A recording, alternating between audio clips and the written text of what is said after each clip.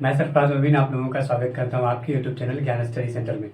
तो आज हम लोग sale division and sale cycle के अगले लेक्चर में आज हम लोग फेजेस ऑफ साइकिल के बारे में पढ़ रहे होंगे। इससे पिछले वाले लेक्चर में हम लोगों ने देखा कि क्यों सेल डिवाइड करता है और सेल डिवीज़न के दौरान जो साइकिल होता है उसमें कितना पार्ट देखने को मिलता है। तो हम लोगों ने पिछले क्लास में क्या देखा कि सेल साइकिल में मेजरली दो फेजेस देखने को मिलता है। एक होता है इंटरफेज, एक होता है एम फेज। एम फेज को जिसको हम लोग माइटोसिस भी बोल रहे होते हैं। इंटरफेज को हम लोग क्या बोलते हैं, प्रिपरेटरी फेज। मतलब सेल डिवीजन के लिए ज़्यादातर चीज़ें इंटरफेज में तैयार होती है ताकि आगे जाके सेल क्या हो सके, डिवाइड हो सके। और एम फेज में क्या होता है, न्यूक्लियस का डिवीजन होता है प्लस साइटोप्लाज्म का डिवीजन होता है। इतना चीज़ हम लोग पिछले लेक्चर में पढ़ चुके हैं। आज हम लोग फिर से फेजेस ऑफ सेल साइकिल के बारे में पढ़ रहे होंगे, लेकिन इसमें जो भी चीज़ पढ़ रहे होंगे वो डेप्थ में पढ़ रहे होंगे। मतलब इंटरफेज और माइटोसिस को, जिसको हम लोग एम फेज बोलते हैं, उसको अच्छे से समझते हुए हम लोग समझेंगे कि क्या क्या फेज में क्या क्या घटना, क्या क्या इवेंट घट रहा होता है। जैसे हम लोगों का आज जो पढ़ेंगे हम लोग, वो मेन टारगेट होगा इंटरफेज को समझना। इंटरफेज में आखिर क्या क्या चीज़ होता है। अभी हम लोगों ने इंटरफेज में क्या देखा था कि इंटरफेज में भी फर्दर 3 फेजेस देखने को मिलता है। एक होता है G1 फेज, एक होता है S फेज, एक होता है G2 फेज। G1 फेज जिसको हम लोग गैप 1 फेज बोलते हैं, S फेज जिसको हम लोग सिंथेसिस फेज बोलते हैं, G2 फेज मतलब गैप 2 फेज बोल रहे होते हैं। इतना इवेंट से, इतना प्रोसेस से गुजरने के बाद ही कोई सेल माइटोसिस में एंट्री ले पाता है। माइटोसिस में एंट्री लेने का मतलब कि तब जाके उसका कैरियोकाइनेसिस होगा, न्यूक्लियस का डिवीजन होगा, तो फिर जाकर उसका साइटोप्लाज्म का डिवीजन होगा। तो पहले इंटरफेज से होकर गुजरना पड़ेगा, फिर जाकर एम फेज से होकर गुजरना पड़ेगा। किसी भी सेल डिवीजन के लिए जो फेज में सबसे ज़्यादा समय लेता है वो इंटरफेज लेता है। करीब सेल डिवीजन का 95% जो टाइम लगेगा वो इंटरफेज में ही लग रहा होगा। अगर हम लोग एक एग्जांपल से समझे कि ह्यूमन का सेल अगर डिवीजन कर रहा है, डिवाइड कर रहा है, उसको डिवाइड करने में अगर 24 आवर्स लगते हैं, 24 आवर में ह्यूमन सेल पूरी तरह से टूट जाता है, पूरी तरह से बट जाता है, तो उसमें इंटरफेज में जो समय कंज्यूम होगा, समय जो खपत होगा, वो करीब 22 घंटा लगेगा। ये 22 घंटा से भी ज़्यादा लग रहा होगा, लेकिन एम फेज में 1 घंटा से भी कम का समय लग रहा होगा। तो अभी हम लोग जो देखेंगे वो फेज ऑफ सेल साइकिल देखेंगे और इसमें सारे फेजेस को समझते हुए अच्छी तरह से आगे बढ़ेंगे। तो हम लोग जो है ना, इसमें अभी जो एक फिगर दिख रहा है, इसमें मेजरली दोनों ही फेज को कवर किया गया, इंटरफेज को भी और एम फेज को भी। लेकिन हम लोग इसमें इंटरफेज के बारे में ज़्यादा चीज़ें समझ रहे होंगे और एम फेज के बारे में समझते हुए अंदर घुस रहे होंगे, और इसके आगे एम फेज के बारे में भी हम लोग अच्छी तरह से स्टडी कर रहे होंगे। तो अभी हम लोगों का मेन टारगेट है इंटरफेज को समझना। इंटरफेज में सेल किस तरह से हरकत करता है, मतलब सेल का क्या क्या अपना इवेंट होता है, वो क्या क्या चीज़ को बनाता है ताकि सेल डिवाइड हो सके। क्योंकि इंटरफेज प्रिपरेटरी फेज है, इसमें ज़्यादातर चीज़ें क्या होती है, प्रिपरेशन कर रही होती है। तो इंटरफेज में हम लोग अगर समझे तो एक सर्कल टाइप का बना हुआ है यहाँ पर, और यहाँ पर आप जो देख रहे होंगे तो 4 हम लोग इस सर्कल को बांट चुके हैं। मतलब ये सेल साइकिल का एक तरह से आपको पिक तो है कि इसमें सेल साइकिल पूरा, अगर मान लीजिए यहाँ से कोई सेल, पूरा एक सेल था और उसको डिवाइड होना तो इतना दूर चलने के बाद, इतना साइकिल करने के बाद फिर यहाँ पर जब आएगा तब जाके सेल का पूरी तरह से डिवीजन होगा। तो जब हम लोग देखते हैं तो इसमें ज़्यादातर चीज़ें ज़्यादातर फेज किस चीज़ का दिख रहा है, तो इंटरफेज वाला दिख रहा है। इंटरफेज वाला ज़्यादातर चीज़ें दिख रही है। मतलब करीब 95% जो इलाका है वो इंटरफेज का है। इंटरफेज के बाद जब हम एम फेज में जाते हैं, एमपी लिखा हुआ है शॉर्ट पर, तो एम फेज में जाते हैं तो एम फेज में भी देखते हैं कि फर्दर 2 फेजेस है। एक है कैरियोकाइनेसिस वाला फेज, एक है साइटोकाइनेसिस। कैरियोकाइनेसिस भी फर्दर कितने पार्टों में डिवाइड हुआ, 4 पार्टों में, जिसको हम लोग बोलते हैं पी मैट, या फिर फुल फॉर्म अगर सबका देखें तो इसको बोलते हैं हम लोग प्रोफेज, बेटा फेज, एनाफेज, और इसको बोलते हैं हम लोग टीलोफेज। इतना फेजों से गुजरने के बाद कोई न्यूक्लियस क्या करता है, अपना डिवीजन करता है। और लास्ट में समझेंगे कि साइटोकाइनेसिस कैसे हो रहा होता है। अगर हम लोग इंटरफेज में जाएं तो इंटरफेज भी 3 पार्टों में डिवाइड है। एक है G1 फेज, एक है S फेज और एक है G2 phase. Gap 1 phase, synthesis phase और गैप 2 फेज। इसके बारे में हम लोग देखे थे, लेकिन अभी हम लोगों को इसके बारे में डिटेल्स में समझना है कि गैप 1 में क्या क्या चीज़ प्रिपरेशन होगा और क्या क्या चीज़ का बंटवारा होगा। तो जैसे हम लोग गैप 1 में देखते हैं तो इस फेज में जो है ना, ज़्यादातर ऑर्गेनल अपने आप को डुप्लीकेट कर रही होती है।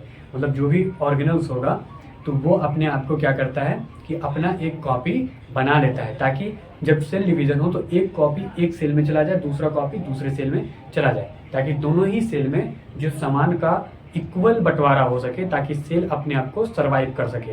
यहाँ पर देखते हैं कि मोस्ट ऑर्गेनल्स डुप्लीकेट, और इस जीवन फेज के बाद भी सेल ग्रोथ करना रुकता नहीं है। इस फेज में सेल ग्रोथ करता ही रहता है, सेल हमेशा ग्रोथ करता है, कंटिन्यूसली ग्रोथ इसमें करता ही रहता है। इसमें 2-3 प्रोटीन का भी फॉर्मेशन होता है, जैसे कि अमीनो एसिड का फॉर्मेशन हो रहा है, प्रोटीन का फॉर्मेशन हो रहा है, डीएनए का फॉर्मेशन हो रहा है, आरएनए का फॉर्मेशन हो रहा है, और एटीपी का फॉर्मेशन हो रहा है।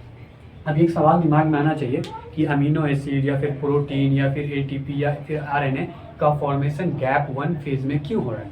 तो इसको अगर समझा जाए तो एकदम ईजी है, क्योंकि आप लोग अगर अभी देखोगे एस फेज में, तो एस फेज में होता है डीएनए का रेप्लिकेशन।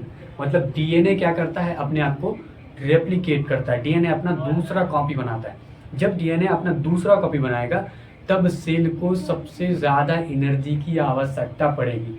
जब सेल को ज़्यादा एनर्जी की आवश्यकता पड़ेगी, इसका मतलब उसको प्रोटीन ज़्यादा चाहिए, इसका मतलब उसको एटीपी ज़्यादा चाहिए। तब इसका मतलब ये हुआ कि जब कोई सेल एस फेज में एंट्री लेगा तो उससे पहले उसके पास हाईली पावर ये होना चाहिए, मतलब एक प्रोटीन होना चाहिए, एनर्जी होना चाहिए, ताकि तब जाके डीएनए का रेप्लिकेशन हो।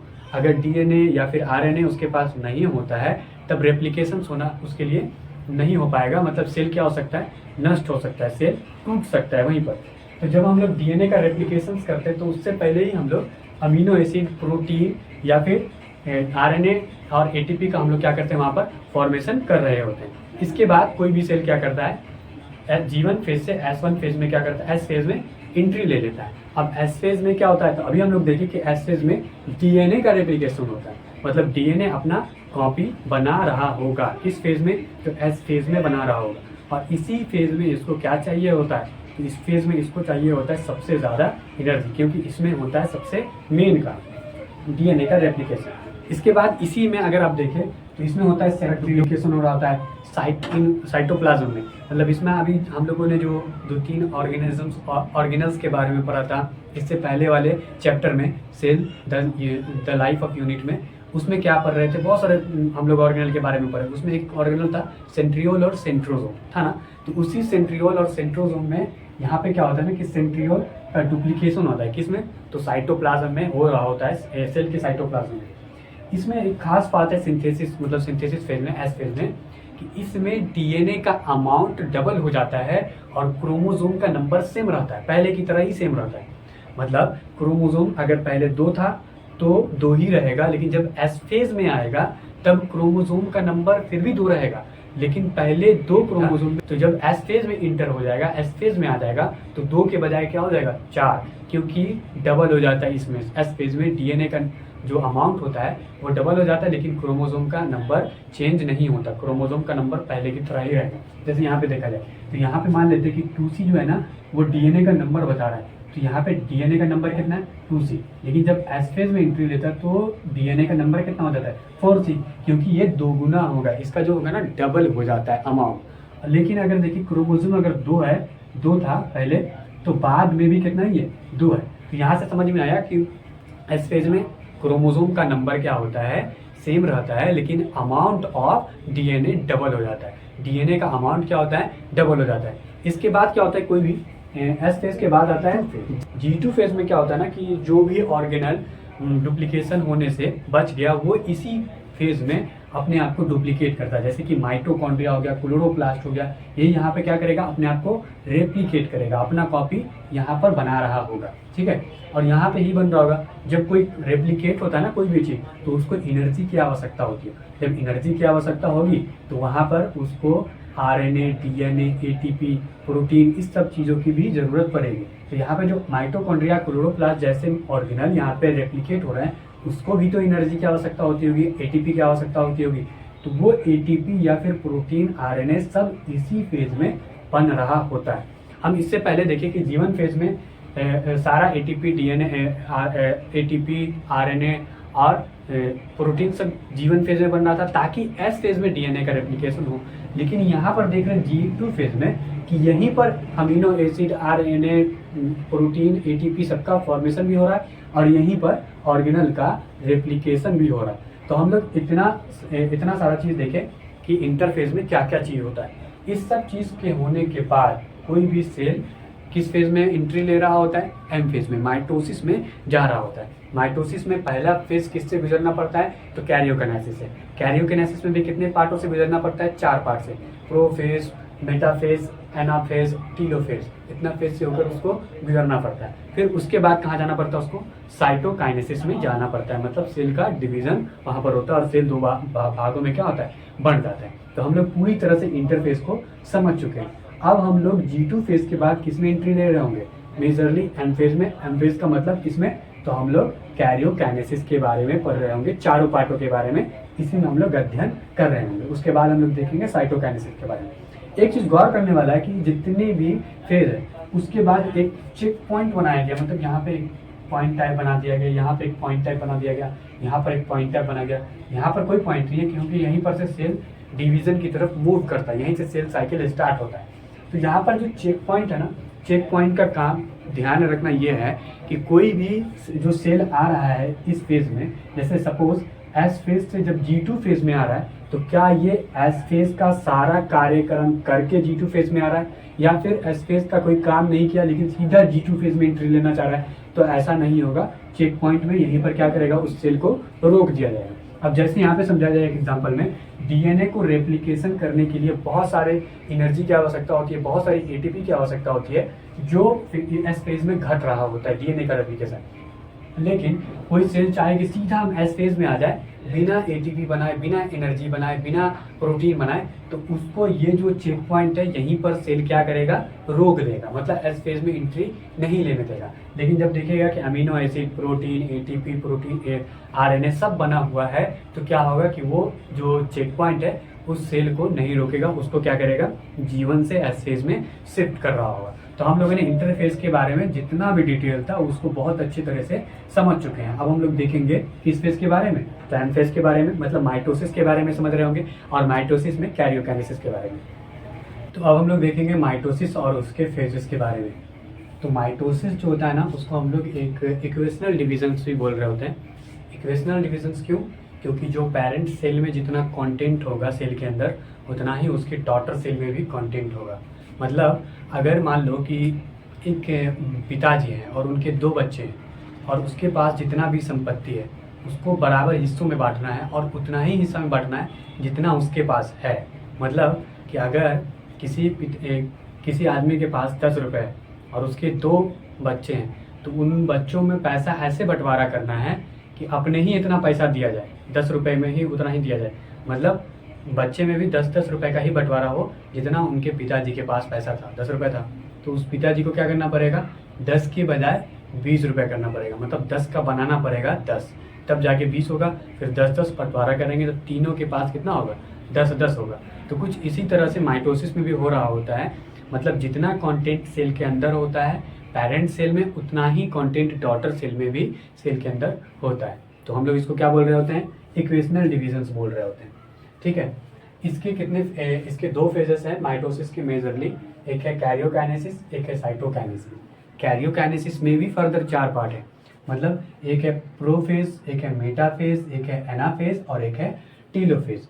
ये पहले क्या होता है कि माइटोसिस से पहले सेल किस फेज से आकर आ रहा होता है? तो इंटरफेज से। इंटरफेज में मेजरली कितने फेजों से? 3 फेजों से। आपको हर एक चीज को सीक्वेंस में याद रखना पड़ेगा। सीक्वेंस वाइज भी क्वेश्चंस आते हैं। जैसे इंटरफेज में भी सीक्वेंस है, G1 फेज पहले, उसके बाद एस फेज, उसके बाद G2 फेज। गैप 1 फेज से जब कोई सेल अपना पूरा कार्य, अपना पूरा इवेंट कर चुका होगा तब जाके एस फेज में एंट्री लेता है। एस फेज का सारा इवेंट करने के बाद तब जाके G2 फेज में एंट्री लेता है। G2 के बाद वो कैरियोकाइनेसिस में एंट्री ले रहा होता है। मतलब कि वो प्रो फेज में आता है। प्रो फेज का सारा जब काम हो जाता है, सारा इवेंट हो जाती है, तब वो मेटाफेज में, मेटाफेज से एनाफेज में, एनाफेज से टीलोफेज में, टीलोफेज के बाद जा रहा होता है कहाँ? साइटोकाइनेसिस में। तो अभी हम लोग समझेंगे किसको? तो अब हम लोग कैरियोकाइनेसिस के बारे में देखेंगे, जो कि एम फेज का एक मेजर पार्ट है जिसमें बहुत सारा हम लोगों को फेजों से होकर गुजरना पड़ता है। मतलब कैरियोकाइनेसिस में स्पेशली जो होता है इसमें हम लोग क्या देखें कि एम फेज में कैरियोकाइनेसिस में 4 फेज होते हैं। कैरियोकाइनेसिस में 4 फेज होते हैं, मतलब जब न्यूक्लियस डिवीजन कर रहा होता है तो उस न्यूक्लियस को भी 4 फेजों से होकर गुजरना पड़ता है। तो इस चारों फेजों को हम लोग समझने का कोशिश करेंगे। तो यहाँ पे कुछ पिक्चर है, अधूरा पिक्चर है, आधा पिक्चर और है, जिसके माध्यम से हम लोग पूरा कैरियोकाइनेसिस को अच्छे ढंग से समझ रहे होंगे। तो यहाँ पे अगर देखा जाए तो ये एक तरह का सर्कल दिख रहा होगा, 3 इसमें एक है अर्ली प्रोफेज, एक है लेट प्रोफेज और एक है ट्रांजिशन टू मेटाफेज। मतलब अगर तीनों को बोला जाए तो तीनों प्रोफेज का ही हिस्सा है।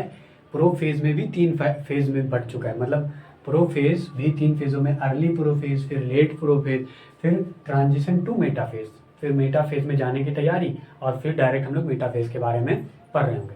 अभी यहाँ पे देखते हैं कि अर्ली प्रोफेज में होता क्या है।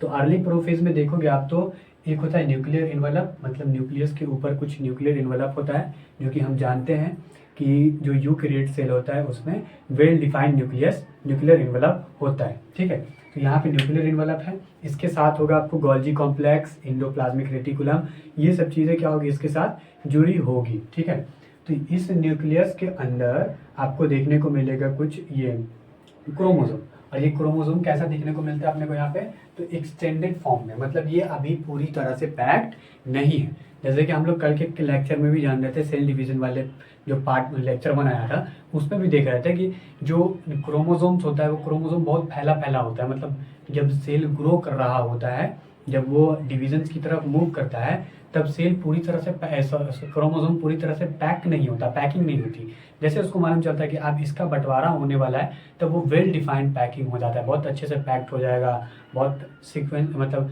सेंसिबल ढंग से पैक्ड हो जाएगा, और उसके बाद उसका बंटवारा हो पाता है। तो अभी जो आप क्रोमोसोम्स देख रहे हो वो एक्सटेंडेड फॉर्म में है, मतलब ये फैला फैला है, जिस जैसे तैसे दिख रहा है आपको। जैसे कि वहाँ पे हम लोग देख रहे थे एक फिगर में इस तरह से कुछ बना दिया गया था लाइन टाइप, उसको हम लोग क्या बोल रहे थे कि ये क्रोमोसोम्स है। उसी ढंग से आपको यहाँ पे क्या देखने को मिलेगा, क्रोमोसोम देखने को मिलेगा।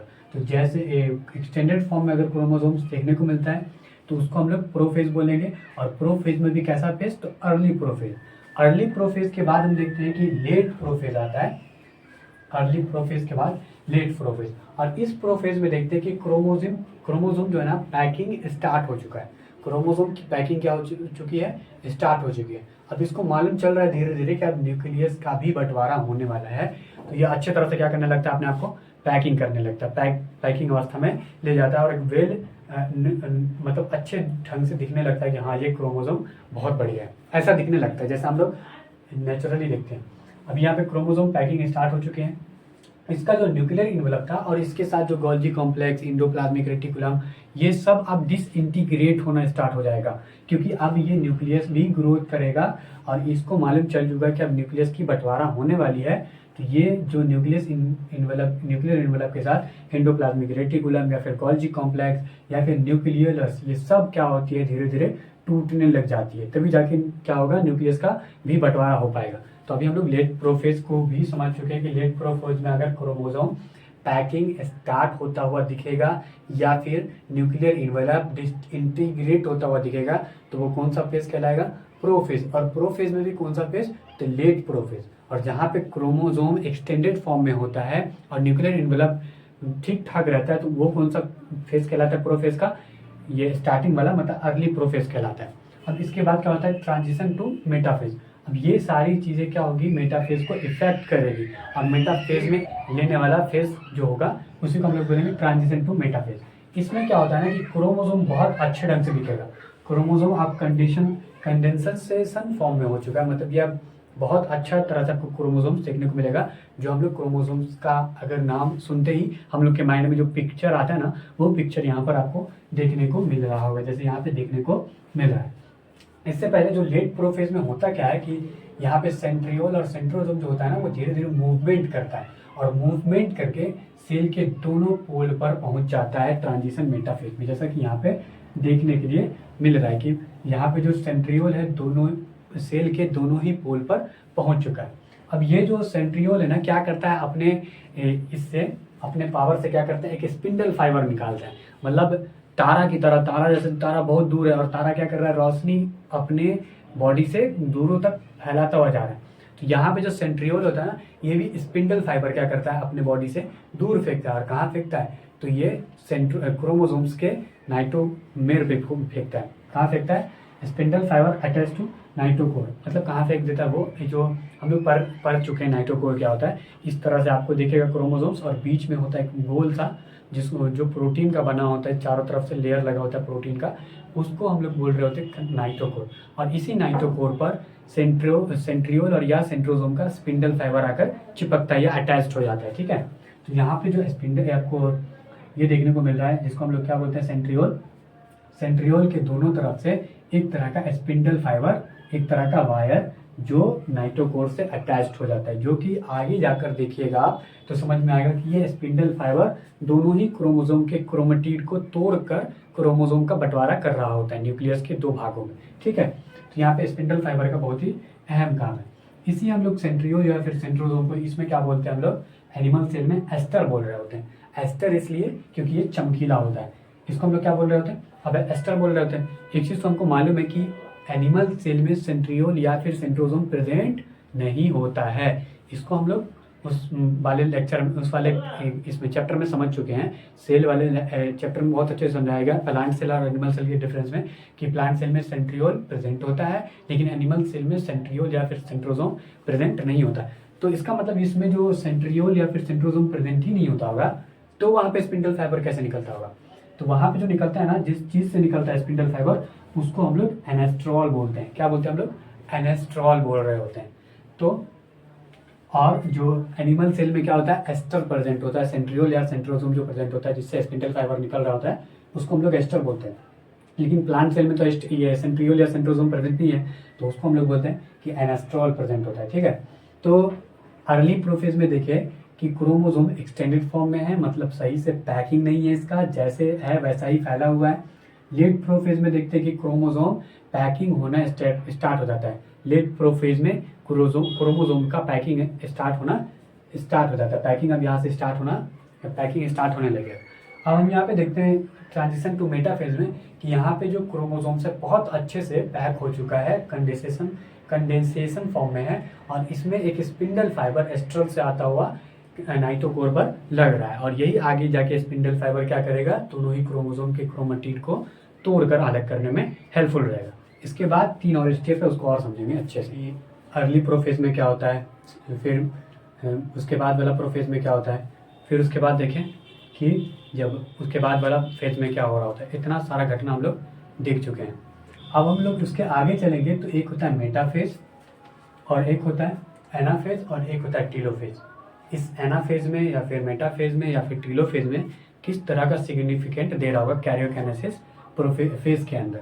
तो मेटाफेज में क्या होता है कि हम लोग देखें कि इससे पहले वाला फेज जो था ट्रांजिशन टू मेटाफेज, उस वाले फेज में हो रहा था कि जो सेंट्रियोल, जिसको हम लोग एस्टर बोल रहे थे, एस्टर से स्पिंडल फाइबर आकर जो क्रोमोसोम्स था उसके नाइट्रोकोर पर अटैच्ड हो रहा था। जब अटैच्ड होता है तो वो धीरे धीरे जो क्रोमोसोम्स होता है वो एक सीक्वेंस वाले लाइन में आ जाता है।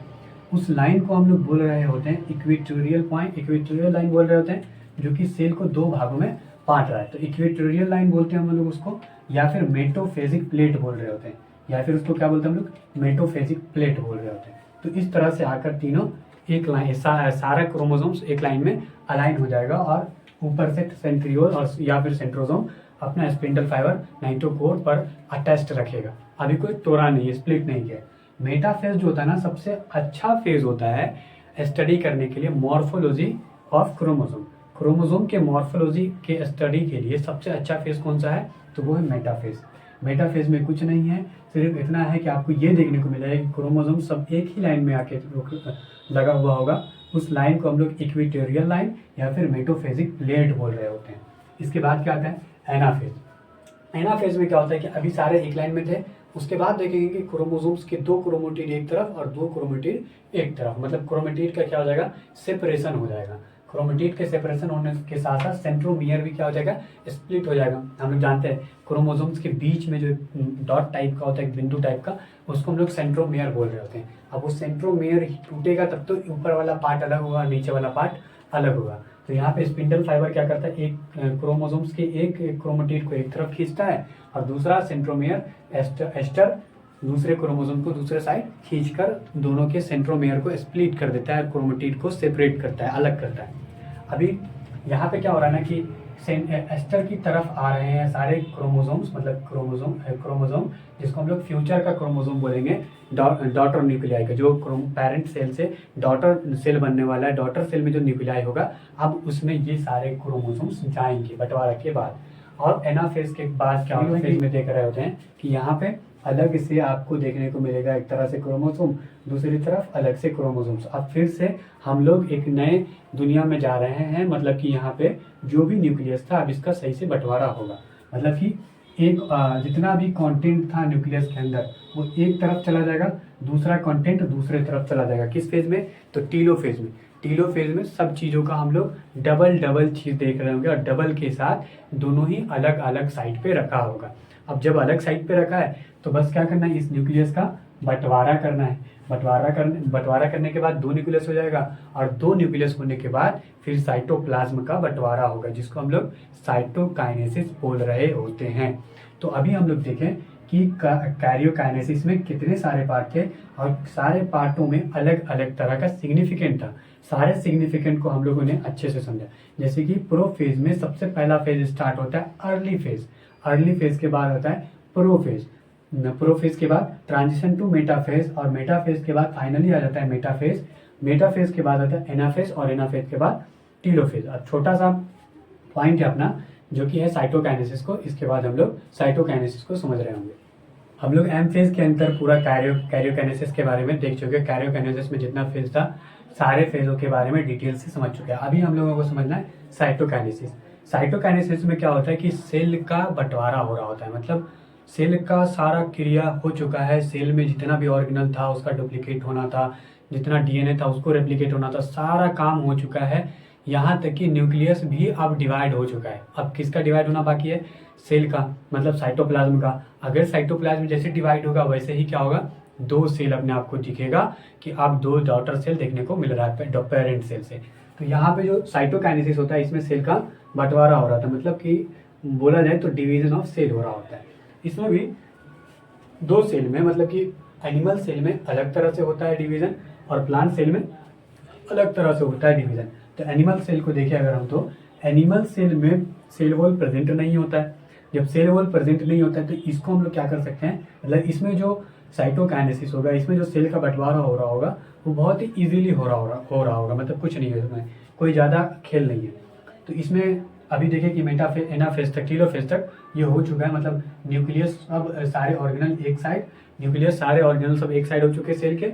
अब सेल में क्या होगा, एक फर्रो बनेगा। फर्रो का मतलब इनसाइड से आउटसाइड हम क्या करेंगे, सेल को पिचकाएंगे, ऐसे चपटा करेंगे, मतलब कि ऐसे लग रहा है कि इधर से कोई फाइट मार रहा है सेल को, इधर से एक फाइट मार रहा है, जैसे कि ये अंदर जा रहा है, ठीक है। और एक अंदर जाते जाते एक समय के बाद ये पूरी तरह से टूट जाएगा, और एक सेल एक तरफ चला जाएगा और दूसरा सेल दो तरफ चला जाएगा, मतलब ये बन चुका अपना डॉटर सेल। पेरेंट सेल से डॉटर सेल बनने का प्रक्रिया यहाँ पे पूरी तरह से क्या होता है, खत्म होता है। तो यहाँ पे देखिए कि जो इसमें फोर्स लग रहा है, जो भी इसमें जो सेल का टुकड़ा बट रहा है, इसमें आउटसाइड टू इनसाइड हो रहा है, मतलब बाहर से अंदर की तरफ कोई फोर्स लग रहा है, कोई भी चीज़ हो रहा है जिससे क्या हो रहा है कि सेल का बंटवारा हो रहा है। इसलिए हम लोग इसको बोलते हैं सेंट्रीपिटल, मतलब एनिमल सेल में सेंट्रीपिटल प्रोसेस के माध्यम से, मीडियम से क्या होता है, सेल का डिवीजन हो रहा होता है। और यहाँ पे जो अंदर घुसा हुआ आपको कोई चीज़ दिख रहा है, इसको ही हम लोग बोल रहे होते हैं फर्रो। तो यहाँ पे फर्रो का फॉर्मेशन होके सेल का डिवीजन हो जाता है। अब अगर हम लोग प्लांट सेल की बात करें तो प्लांट सेल में सेल वॉल प्रेजेंट होता है, जो कि काफ़ी रिजिड होता है, उसको तोड़ना बहुत मुश्किल है। तो सेल वॉल जब रिजिड है तो इसमें क्या होता है कि एक या फिर फ्रैग्मोप्लास्ट बनता है, सेल प्लेट बनता है, सॉरी सेल प्लेट बन रहा होता है, या फिर फ्रैग्मोप्लास्ट का फॉर्मेशन होता है। ये कैसे फॉर्मेशन होता है वो देखते हैं हम लोग। तो यहाँ पे है अपने पास एक प्लांट सेल। प्लांट सेल में भी सारा ऑर्गेनल एक तरफ न्यूक्लियस के साथ, सारा ऑर्गेनल एक तरफ न्यूक्लियस के साथ, मतलब दो अलग अलग हिस्सों में बढ़ चुका है सेल का ऑर्गेनल।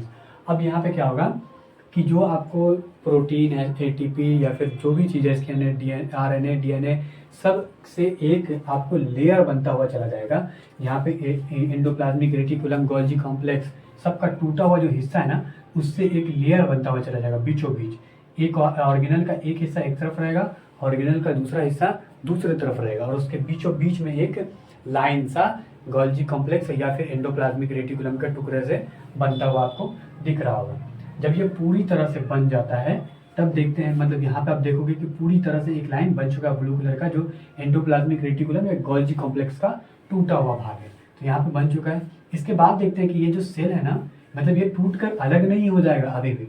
अब क्या होगा, इसके ऊपर सेल का हिस्सा अपना लेयर बनाना चालू कर देता है। सेल वॉल का एक अपना हिस्सा क्या करता है, अपना लेयर बनाना चालू कर देता है। तो यहाँ पे जब इस तरह से बन जाएगा तब जाके से दोनों सेल क्या हो जाएगा, हट जाएगा और अलग अलग हो जाएगा। तो प्लांट सेल में सेल डिवीजन की प्रक्रिया, मतलब साइटोकाइनेसिस की जो प्रोसेस है वो अलग है। इसमें क्या बन रहा होता है, तो फ्रेगमोप्लास्ट या फिर सेल प्लेट बन रहा होता है, जबकि इसमें फर्रो बन के सेल का डिवीजन हो जाता है। यहाँ पे देख रहे थे हम लोग कि जो सेल में, यहाँ पे एनिमल सेल में जो सेल डिवीजन हो रहा है, साइटोकाइनेसिस का सेल डिवीजन हो रहा है, वो फ्रॉम इनसाइड टू आउटसाइड हो रहा है। देख रहे हैं हम लोग, अंदर से बाहर की तरफ जा रहा है, अंदर से बाहर की तरफ, जबकि यहाँ पे क्या जाता था, बाहर से अंदर की तरफ आ रहा था। तो इसको हम लोग बोल रहे थे सेंट्रीपिटल। यहाँ पे क्या है ना कि from inside to outside, inside से आउटसाइड हो रहा है, तो इसलिए हम लोग इसको क्या बोल रहे होते हैं, सेंट्रीफ्यूगल बोल रहे होते हैं। कि यहाँ पे सेंट्रीफ्यूगल प्रोसेस के मीडियम से एनिमल से प्लांट सेल में सेल डिवीजन हो रहा होता है। तो हम लोगों ने आज पूरा इंट्रोफेज, मेटाफेज के सारे प्रोसेस को, मतलब कैरियोकाइनेसिस के सारे फेजेस को देखा। फिर हम लोगों ने साइटोकाइनेसिस के बारे में देखे। तो इस तरह से ये लेक्चर समाप्त होता है।